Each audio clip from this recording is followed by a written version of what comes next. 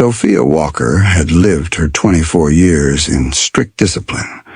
While other young women her age chased parties and social life, she buried herself in textbooks and late nights at National Hospital Abuja, determined to become a doctor who could save lives. Her world revolved around patients, stethoscopes, and sterile hospital corridors. But tonight was different. Her outspoken best friend, Emily Carter, refused to let Sophia's birthday pass quietly. "One night of fun won't kill you, Sophia," Emily said, dragging her to Sky Lounge in Wuse 2, one of Abuja's most exclusive rooftop bars. The place buzzed with the laughter of politicians, wealthy businessmen, and socialites dressed in luxury. Soft jazz floated in the air, blending with the scents of expensive colognes and aged whiskey. Sophia, however, sat shyly at the bar, swirling her drink. She felt completely out of place among the elite. Emily danced carelessly to the music, already tipsy, but Sophia only sighed, considering sneaking away back to her comfort zone of books and silence. That was when a deep, commanding voice broke through the hum around her. "I hope I'm not intruding," the voice said smoothly. Sophia turned and froze. The man before her was unlike anyone she had ever seen. Tall, muscular, with sharp cheekbones and piercing dark eyes, he exuded quiet authority. His tailored suit spoke of money, but it was the mystery in his gaze that held her breath hostage. Edward Walker. He studied her with calm intrigue, lips curving into a small smirk. "You don't look like the type who enjoys places like this," he observed, his voice rich and steady. Sophia laughed nervously, brushing a curl behind her ear. "I'm not. My best friend practically dragged me here." Edward ordered her drink and sat beside her. His presence was magnetic, almost intimidating, yet strangely comforting. "And do you need to loosen up?" he asked. Sophia met his gaze for the first time, a spark flickering in her chest. "Maybe. I've spent years buried in books, chasing a dream. Now that I'm finally here, I realize I haven't really lived." His expression shifted, thoughtful. "And what are you chasing now?" She hesitated and then said softly, "Experience. Something new. Something that reminds me life isn't just schedules and routines." Edward leaned closer, eyes locked on hers. "That sounds freeing." She tilted her head, intrigued. "And what about you? Why are you here?" He smiled faintly, but it didn't reach his eyes. "Let's just say I needed a change of scenery." Sophia narrowed her eyes playfully. "That's vague. What do you do exactly?" "I do a lot of things," he replied with a teasing smirk. She rolled her eyes. "That's even vaguer." He chuckled, leaning back. "Maybe I like a little mystery. Makes life more interesting, don't you think?" And in that moment, Sophia felt something she hadn't felt in years: excitement. Her heart raced, not from fear, but from possibility. The chemistry between them was undeniable, and though she didn't know it yet, this one meeting would turn her entire life upside down. The night at Sky Lounge stretched longer than Sophia realized. What had begun as awkward small talk had transformed into an unexpected flow of conversation. She found herself laughing more than she had in years, her guard lowering with each exchange. Edward's presence was unlike anyone she had ever met. He was powerful yet attentive, confident yet enigmatic. As the bar began to empty, Edward glanced at his watch but made no move to leave. Instead, he leaned closer. "Would you like to get some air?" Sophia hesitated. A part of her, the cautious doctor who thrived on routines, wanted to decline. But another part of her, the part that longed for something new, nodded. "Sure." They stepped onto the terrace overlooking the Abuja skyline. The city lights glittered like stars scattered on the ground below. A soft night breeze carried with it the faint aroma of jasmine and the distant hum of traffic. Edward rested his hands on the railing. "I don't usually stay this long in places like this," he admitted, his tone softer than before. Sophia turned to him, curious. "Why?" He shrugged lightly, eyes fixed on the horizon. "Conversations like this are rare. Most people don't look past the surface. But you're different." Her heart skipped a beat. Different. The word clung to her, making her cheeks flush. She cleared her throat, attempting to regain composure. "And what makes you different, Edward?" He smirked faintly, but there was a shadow in his expression. "That's something you'll have to find out." Silence fell, and not uncomfortable, but charged. Then, with deliberate calm, Edward said, "I have a place nearby. It overlooks the city, and the view of the water is breathtaking. Would you like to see it?" Sophia's breath caught. She knew what he was implying.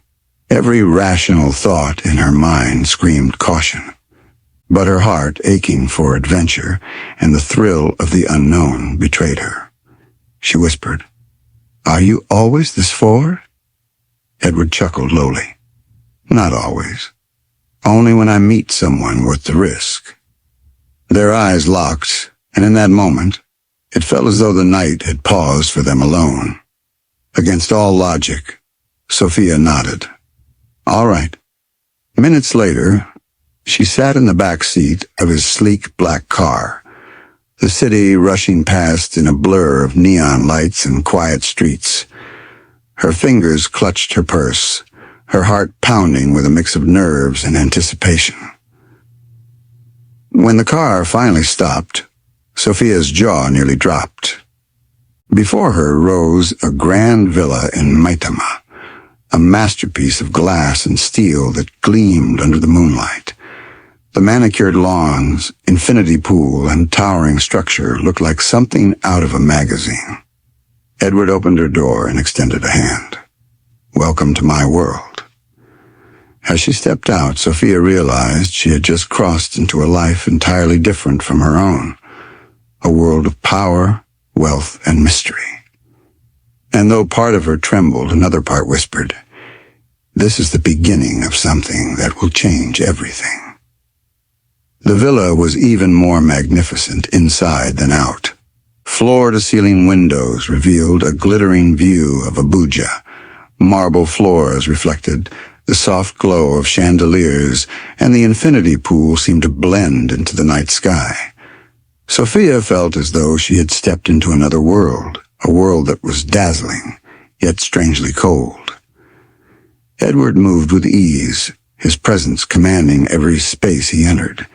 He offered her water, then led her to the terrace overlooking the lagoon. The night air was warm, carrying with it the scent of salt and fresh-cut grass.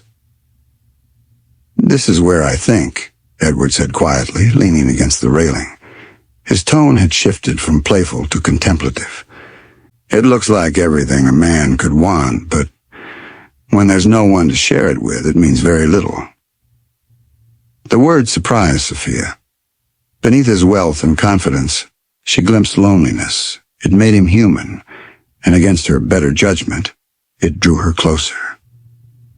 One thing led to another, and before long, the night blurred into something Sophia could never have imagined. Gentle touches, whispered words, and passion that left her trembling. For the first time in years, she let go of control and surrendered to the thrill of the moment. But dawn has a way of sobering even the wildest nights. When Sophia stirred the next morning, sunlight streamed through the glass walls, illuminating crisp white sheets. For a fleeting moment, she smiled at the memory of the night before. But the space beside her was empty. Rising slowly, she followed the sound of a voice. Edward stood near the window, half-dressed in an unbuttoned shirt and slacks, speaking firmly into his phone. His tone was sharp, businesslike, an entirely different man from the one who had whispered to her hours ago. When he noticed her, he ended the call and walked toward her with a measured expression. He held something in his hand, an envelope. "I have something for you," he said, placing it gently on the table. Confused, Sophia frowned. "What is this?" "Your fee. For your time last night." The words cut deeper than a knife. Sophia froze, her chest tightening as anger, humiliation, and disbelief swirled inside her. "My, what?" Edward's face was calm, almost detached. "It's just a gesture. Take it." Tears burned at the corners of her eyes, but she refused to let them fall. "I'm not a prostitute, Edward." "I never said you were," he countered, his tone still even. "But you earned it." The arrogance in his words shattered the fragile connection she thought they had built. Without another word, Sophia grabbed her clothes, her hands trembling as she dressed. She stuffed the envelope into her purse, not out of desire, but pride. If she had to walk away broken, she would at least walk away on her own terms. When she stormed past him, Edward did not stop her. Out in the crisp Abuja morning, Sophia's heart pounded. The city around her was waking up, but inside she felt hollow. She had taken a step into his world, and in one careless moment, he had reminded her of the chasm that stood between them. As the car carried her back to her modest apartment in Garki, she told herself she would forget him. Yet deep down she knew the truth. Edward Walker was unforgettable. The ride back to Garki area one felt endless. Sophia sat in silence, her purse clutched tightly against her chest, the envelope inside like a heavy stone. She kept her eyes fixed on the blur of Abuja's busy streets outside the window, fighting the sting of tears. When she finally stepped into her small but cozy apartment, Emily Carter was sprawled across the couch, munching on chin-chin and watching an Hollywood drama. She looked up and froze. "You're home early," Emily said, raising an eyebrow. "And you look wrecked. What happened?" Sophia dropped her purse on the table and sank into a chair, her shoulders slumping. For a long moment she couldn't speak. Then the words tumbled out, broken and raw. "I spent the night with him, Emily." Emily sat up instantly, eyes wide. "Edward? The mysterious billionaire?" Sophia nodded, her face burning with shame. "I don't know what I was thinking. It felt real in the moment. He was different, Emily. For once, I thought someone saw me. Not just another doctor or another girl." Emily leaned forward, her voice sharp. "And then?" Sophia's lips trembled. "He gave me money. Like I was some escort." The room went still. Emily's jaw dropped, then her face twisted in fury. "He what? Sophia, are you serious? That arrogant, self-absorbed—" She cut herself off, fists clenching. "How dare he?" Sophia buried her face in her hands, her voice breaking. "I thought it was special. I thought he was different. But he made me feel so cheap." Emily scooted closer, wrapping an arm around her. "Listen to me, Sophia. That man may have money, but he has no idea what real worth looks like. You're not cheap. You're one of the most brilliant, hard-working women I know. Don't you ever let a man's arrogance define you." Sophia sniffled, leaning against her best friend's shoulder. "Then why does it hurt so much?" "Because you cared," Emily said softly. "And because deep down, you wanted it to be real. But you can't let this break you. He doesn't get that power." Silence settled between them, heavy but comforting. Emily's presence was grounding, like an anchor pulling Sophia back from the storm in her chest. Finally, Sophia whispered, "So what now?" Emily's eyes hardened with determination. "Now, you move on. You forget him. You focus on what you do best, saving lives. He's not worth your tears." Sophia nodded slowly, trying to let the words sink in. She wanted to believe them, to erase Edward Walker from her heart. But as she sat there in her small apartment, The echo of his voice, the warmth of his touch, and the sting of his betrayal refused to fade. Deep down, she knew the truth she didn't want to admit. Forgetting Edward would be impossible. The familiar hum of National Hospital Abuja was a welcome distraction from Sophia's turmoil.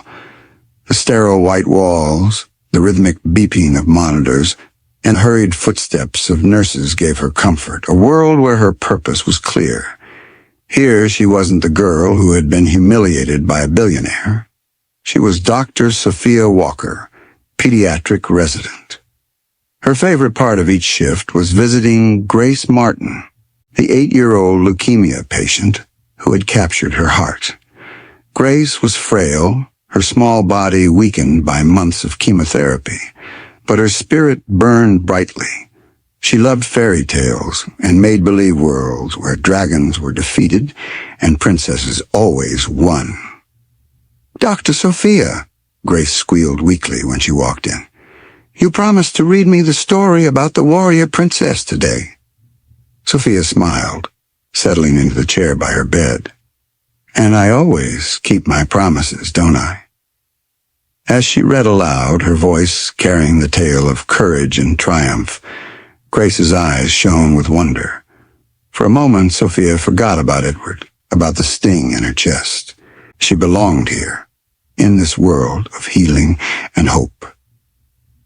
But halfway through the story, something shifted. A sharp wave of nausea rolled through her, forcing her to stop mid-sentence. Her stomach churned violently, and sweat prickled across her forehead. "Dr. Sophia?" Grace's voice was small, worried. "Are you okay?" Sophia forced a weak smile. I just need a minute." She stumbled to her feet, excusing herself quickly. The moment she stepped into the corridor, her composure cracked. She sprinted to the nearest restroom, barely making it before she vomited. Gripping the sink, trembling, she stared at her reflection in the mirror. Her normally steady eyes looked unsettled, haunted. This wasn't the exhaustion of long shifts. This was something deeper, something she couldn't ignore. The bathroom door creaked open. Dr. Nora Adams, her supervisor, stood with folded arms, her sharp gaze full of concern. "You don't look well, Sophia," she said firmly. "Are you sick?" "I think I just ate something bad," Sophia muttered, wiping her mouth, desperate to dismiss it. Dr. Adams raised a brow, unconvinced. "Go home.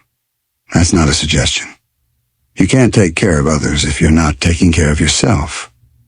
Sophia nodded reluctantly.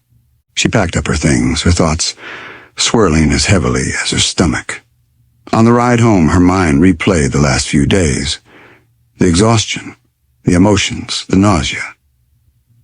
And then a terrifying thought crept in, one she tried to push away. Could it be? Sophia's hand instinctively drifted to her stomach. Her chest tightened as she whispered to herself, "No, it can't be." But in her heart, she already knew. At his sprawling Maitama mansion, Edward Walker sat behind a mahogany desk, staring blankly at the financial reports laid out before him. Numbers, contracts, and deals, things that had always commanded his attention, now felt meaningless. For years, Edward had lived in control. He was the man who never lost. The man who built empires, negotiated billion-dollar contracts, and walked away from women without a second glance.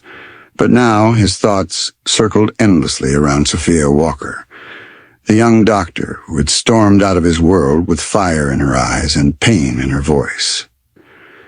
He told himself she was just another woman, a fleeting encounter. But the truth gnawed at him.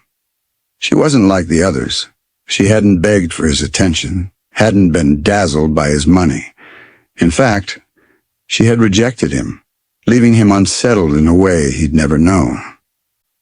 Frustrated, Edward stood and paced the room, running a hand through his hair. Her laughter, her honesty, even the way she nervously tucked her hair behind her ear, everything replayed in his mind, refusing to let go. Finally, he snatched up his phone and dialed. "I need you to find someone for me," he said, his voice sharp. On the other end, Thomas Gray, his trusted investigator, replied calmly, "Give me a name." "Sophia," Edward said, pacing. "She's a doctor, mid-20s, dark-haired, beautiful. Works in one of the hospitals here in Abuja." Thomas was silent for a moment. "That's not much to go on." "Abuja is full of doctors." Edward's jaw tightened. "I don't care how long it takes. Find her." When the call ended, Edward sank into his chair, anger and longing twisting inside him. He wasn't used to this. The feeling of not being in control, it terrified him. But more than that, it thrilled him. For days, he tried drowning himself in work, in meetings, in the company of people who sought his attention.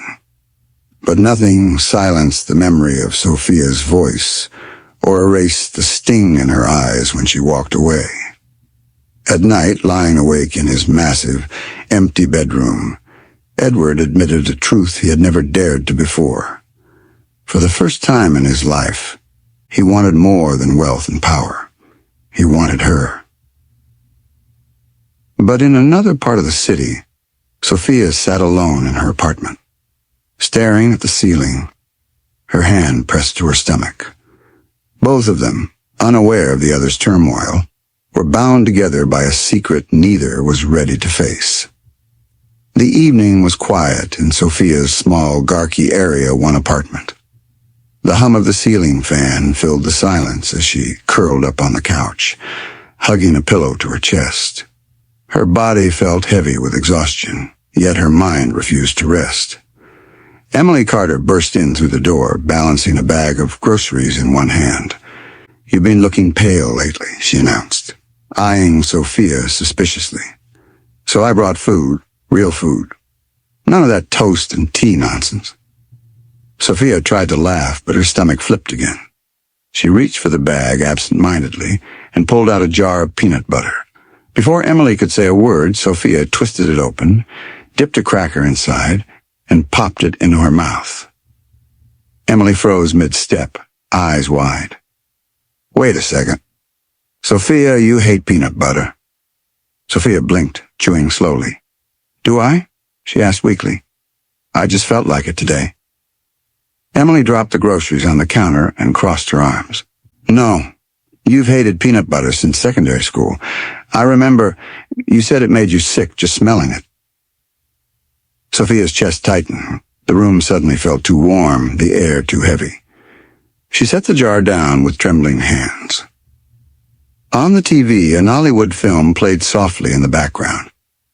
The scene showed a woman sitting nervously on the edge of a bathtub, staring at a white stick in her hand, a pregnancy test. Emily's gaze shifted from the screen to Sophia, her eyes narrowing.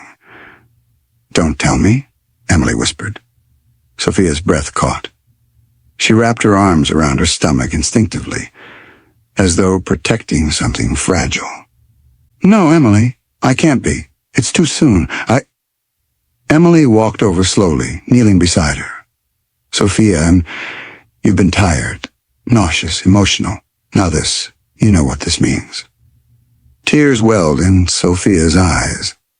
The truth she had been running from slammed into her with brutal clarity. The dizziness at the hospital, the sickness, the sudden cravings, it all pointed to the same reality. "I'm pregnant," she whispered, her voice breaking. "Oh God, Emily, I'm pregnant." Emily pulled her into a hug, holding her as Sophia's tears fell. "It's going to be okay," she murmured. "You're strong. We'll figure this out." But Sophia's heart raced with fear. This wasn't just about her. This was about Edward Walker, the man who had humiliated her, the man she swore to forget. And now, no matter how hard she tried, her life would forever be tied to his. Days turned into weeks, and Sophia moved like a shadow of herself. At the hospital, she put on her doctor's smile for her patients, but when she was alone, the weight of her secret pressed heavily on her chest. Emily had begged her to take a proper pregnancy test, and when the small stick revealed 2 bold lines, Sophia sat on the bathroom floor and wept. She was carrying Edward Walker's child. She told herself she would raise the baby alone. She didn't need his wealth or his arrogance, and she certainly didn't need his pity. But fate had a way of weaving threads no one could control. One evening, as Sophia left the hospital exhausted, she heard a familiar voice. "Sophia." She froze. Her heart lurched violently. Turning slowly, she saw Edward Walker standing by his sleek black car, his tall frame illuminated by the orange glow of the setting sun, his eyes, sharp as ever, locked on hers. "What are you doing here?" she demanded, her voice icy. "I've been looking for you," Edward admitted, his tone uncharacteristically soft. "You disappeared. I need to talk to you." Sophia clenched her jaw, anger bubbling up. "Talk? After what you did? There's nothing left to say, Edward." He stepped closer, his expression pained. "I was wrong, Sophia. That night, I handled it horribly. I've thought about it every day since.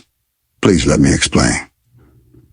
Sophia shook her head and tried to walk past him, but he reached out, gently stopping her. It was then that his eyes fell on her hand resting unconsciously on her stomach. His gaze sharpened. He whispered, almost to himself, "You're pregnant." Sophia's breath caught. She stepped back, her eyes wide. "That's none of your business." Edward's chest rose and fell heavily. The realization hit him like a storm. "It is my business. You're carrying my child." Sophia's voice cracked with emotion. "No, Edward. You lost that right the moment you tried to buy me like one of your toys. I don't want your money. I don't want your pity. And I don't want you in my life." Her words cut, but Edward didn't move. For once, the powerful billionaire was speechless, his arrogance stripped away. He had built empires, won every battle, but now he was faced with the possibility of losing the only thing that truly mattered before it had even begun. Sophia turned and walked away, her heart pounding. But as she did, Edward whispered into the evening air, more to himself than to her. "I won't let you shut me out, not this time, not when it's our child." Sophia avoided Edward for days after the confrontation outside the hospital. She threw herself into work, into caring for little Grace Martin, into anything that could distract her from the storm brewing inside. But Edward was relentless. Unlike before, he didn't send gifts, flowers, or flashy displays of wealth. Instead, he began showing up quietly at the hospital, not to see Sophia directly, but to support the people she cared about. One morning, Sophia walked into Grace's ward to find the little girl surrounded by brand new medical equipment. Machines the hospital had been waiting months to acquire. "Anonymous donor," the nurse whispered, smiling. But Sophia knew. Her heart clenched as her eyes flicked to the corridor where Edward stood, watching silently before turning to leave. That night, Emily confronted him in front of Sophia's apartment. Her arms folded, her eyes blazing, she blocked his path. "Why are you here, Edward? Haven't you humiliated her enough?" Edward met her glare without flinching. "I know I hurt her, and I can't undo that. But I won't walk away from Sophia or from our child. I've spent my life believing money could solve everything. She's the first person who ever proved me wrong, and I don't want to lose her." Emily studied him for a long moment, then shook her head. "Words are easy, Edward. Prove it.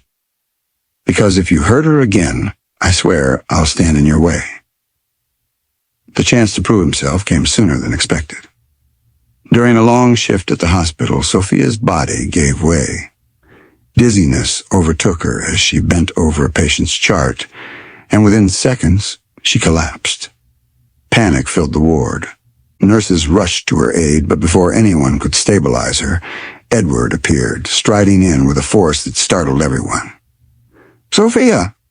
He was at her side in an instant, gathering her trembling body into his arms. The look on his face wasn't arrogance, it was fear. Later in her apartment, Sophia woke to find Edward sitting by her bed, his eyes shadowed with worry. "You should have told me you were struggling," he said softly, his voice stripped of its usual command. "I don't care about mistakes or pride or what happened that morning. I care about you and about our child. Please, Sophia, let me be here for you." Tears stung her eyes. She wanted to believe him. She wanted to lean into the sincerity in his voice, but the memory of his betrayal still lingered. "You can't buy my forgiveness, Edward," she whispered, her voice breaking. "I know," he replied firmly. "That's why I'm not here with money. I'm here with myself. For once, that has to be enough." Sophia turned away, her heart warring with itself. She wanted to protect her dignity, to shield her unborn child from disappointment. But she also saw, for the first time, a man stripped of wealth and pride. Just Edward, vulnerable and human. And that terrified her more than anything. Weeks passed, and though Sophia remained guarded, Edward refused to walk away. He didn't press with grand gestures or flashy promises. He simply showed up, quietly, consistently, patiently. He began volunteering funds, not under his name, for the children's ward. Sophia discovered that little Grace Martin's treatments were now fully covered, and that the ward had new books, toys, and comfortable beds. When she asked who was behind it, Edward shrugged. The children deserved better. But the real turning point came one Saturday afternoon. Sophia arrived at the hospital to find Edward sitting beside Grace's bed, reading her favorite fairy tale in a gentle voice. Grace's laughter filled the room, and for the first time, Sophia saw Edward not as a billionaire, not as the man who wounded her pride, but as someone capable of tenderness. Later that evening, Edward invited Sophia and Emily to dinner at his Maitama mansion. But this time there were no extravagances, no glittering gifts, just a simple, home-cooked meal prepared by his staff.